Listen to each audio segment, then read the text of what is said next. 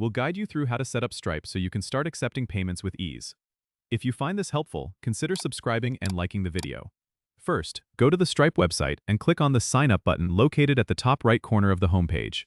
You'll need to enter your email address, full name, and create a strong password. Once you've filled out the form, click Create Account. After that, Stripe will send you a confirmation email. Make sure to check your inbox and click the link provided to verify your account. Next, you'll be directed to the Stripe dashboard. Here, you'll need to complete your account setup by providing some additional information. Click on the Activate Your Account button. You'll need to enter details such as your business name, type of business, and your business address.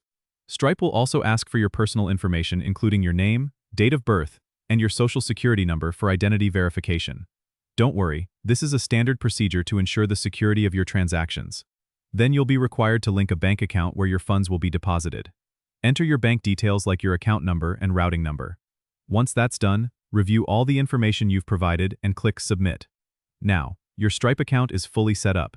You can explore the dashboard to customize your settings, set up payment methods, and integrate Stripe with your website or app.